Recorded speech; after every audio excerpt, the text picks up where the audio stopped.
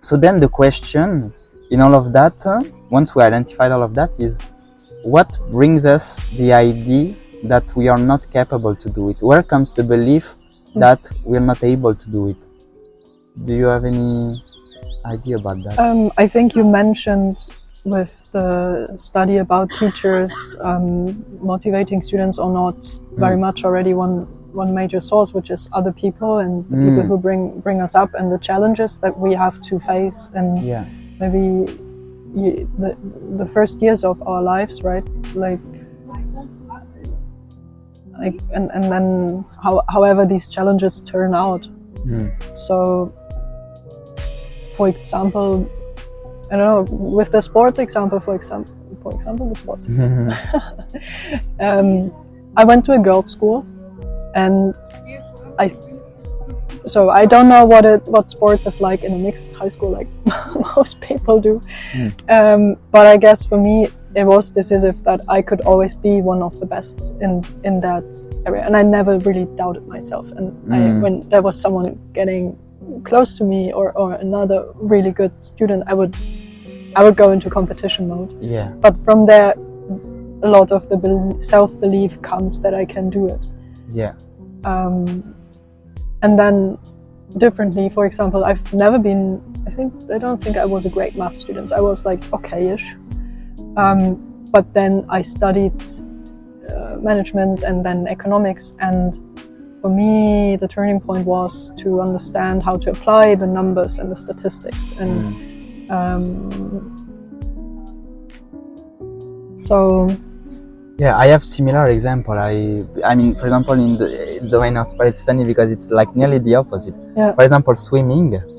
I'm really bad at it. Still now, I'm barely capable of swimming.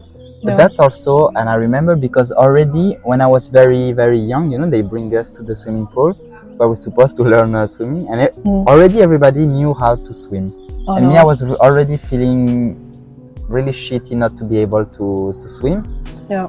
And therefore I was so anxious and so feeling bad about myself that I was doing everything not to do the exercise and being convinced I cannot make it, you know. I don't want to learn, I don't want to do it, or shameful enough like this. Yeah. And then only very late I managed to do this, you know, 150 meters certificate or something.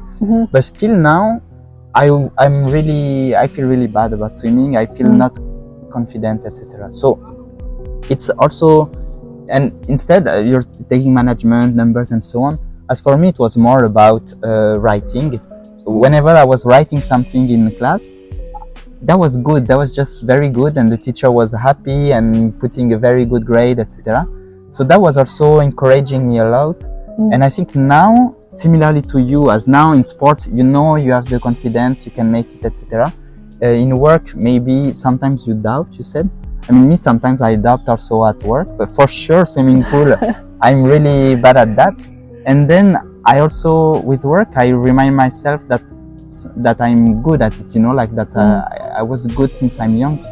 So what we are saying there is that indeed the experience when we are very young is fundamental, is even determining for the future. Yeah. And what also is interesting for me is that in all these examples, it's very contingent, and by that I mean that things could have been very different. So for me, maybe if I had learned to swim when I was 5 years old, 6 years old, then I would have gone to the swimming pool with the other kids. I would feel confident, I would swim with them, then I would feel good about it. Yeah. And now I would be swimming in the ocean, you know, or something like that.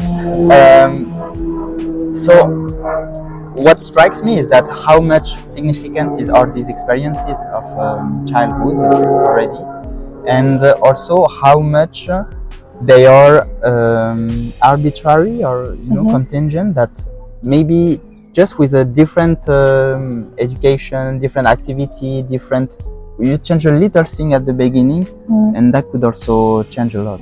Yeah, or one person complimenting you or stressing that you're really good at it, or giving you confidence, right, the belief in yourself.